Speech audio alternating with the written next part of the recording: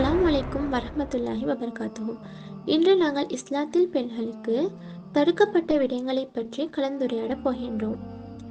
நபிகள் நாயகம் முகமது நபி ஸல்லல்லாஹு அலைஹி வஸல்லம் அவர்கள் புனித பயணமான மிஹ்ராஜ் பயணத்தின் போது நரகத்தில் அதிகமான பெண்களை கண்டதாக கூறினார்கள். எந்த ஒரு பெண் இந்த 4 விடயங்களை அவளது வாழ்க்கையிலிருந்து தவிர்த்துக் கொள்கின்றாளோ அவர் நரகத்தை விட்டு பாதுகாக்கப்படுகின்றார் என நபி ஸல்லல்லாஹு அலைஹி வஸல்லம் அவர்கள் கூறினார்கள். அதில் முதலாவது, பெண்கள் தனது தலை முடியை மொட்டையடித்துக் கொள்வது. இதற்கான ஹதீஸ், பெண்கள் தமது தலை மலித்துக் கொள்வது நபிகள் நாயகம் ஸல்லல்லாஹு அலைஹி வஸல்லம் அவர்கள் தடுத்துள்ளார்கள். ஆதாரம் நூல் நசையி 4963. அதாவது பெண்கள் மொட்டை அடித்துக் கொள்வது தடுக்கப்பட்ட ஒரு விடயமாக காணப்படுகின்றது. மற்றும் அடுத்த விடயமாக ஒட்டுமுடி வைப்பது.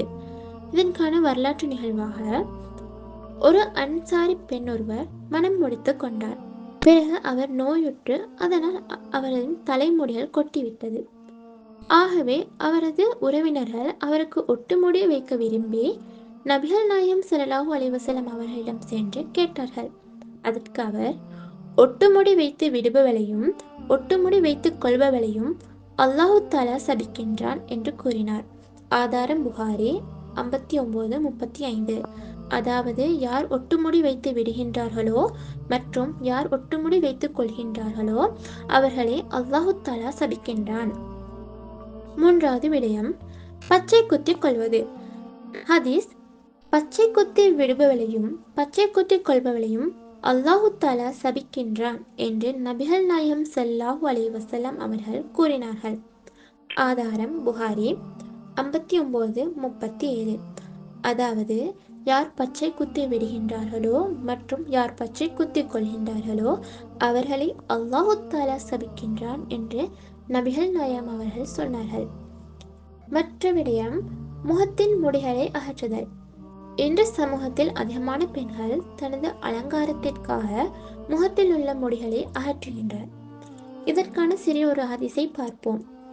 முகத்தில் முளைத்திருக்கும் முடிகளை அகற்ற கேட்டுக்கொள்ளும் பெண்கள், அழகிற்காக அறத்தால் தேய்த்து தம் முன் பற்களை பிரித்து கொள்ளும் பெண்கள், அல்லது அந்த உருவத்தை மாற்றிக்கொள்ள விரும்பும் பெண்கள் மீது அல்லாஹு தஆலாவின் சாபம் உண்டாகட்டும் என்று நபிகள் நாயகம் ஸல்லல்லாஹு அலைஹி வஸல்லம் அவர்கள் கூறினார்கள். ஆதாரம் புகாரி 48:86. அதாவது, யார் ஒரு பெண் அலங்காரத்திற்காக முகத்தில் முளைத்திருக்கும் முடிகளை அகற்றவும் பற்களை பிரித்து கொள்வதற்கும் விரும்புகின்றார்களோ அவர்களின் மீது அல்லாஹு தஆலாவின் சாபம் உண்டாகட்டும் என்று நபிகள் நாயகம் ஸல்லல்லாஹு அலைஹி வஸல்லம் அவர்கள் கூறினார்கள். அடுத்த விடயமாக, பெண்கள் மிக சாதாரணமான வாசனையுள்ள நறுமணங்களை பூசிக்கொள்வதற்கு அனுமதி உண்டு. அந்த வாசனையை தானோ தன் கணவனோ நுகரலாம். ஆனால் கடும் வாசனை கொண்ட நறுமணங்களை பூசிக்கொண்டு வீட்டை விட்டு வெளியே செல்லக்கூடாது. நபிகள் நாயகம் ஸல்லல்லாஹு அலைஹி வஸல்லம் அவர்கள் கூறினார்கள், ஒரு பெண் நறுமணம் பூசிக்கொண்டு ஆண்களின் பக்கமாக கடந்து சென்றால் அவள் அப்படிப்பட்ட பெண் ஆவாள், அதாவது துர்நடத்தை கொண்ட பெண் ஆவாள் என்று நபிகள் நாயகம் ஸல்லல்லாஹு அலைஹி வஸல்லம் அவர்கள் கூறினார்கள். மற்றும் பெண்கள் இறுக்கமான ஆடைகள், அதாவது உடலுடன் ஒட்டிய ஆடைகள் அணிவதும் அந்நிய ஆண்களுக்கு தலைமுடி காட்டுவதும் நபிகள் நாயகம் ஸல்லல்லாஹு அலைஹி வஸல்லம் அவர்கள் தவிர்க்கப்பட்ட ஒரு விடயமாகும்.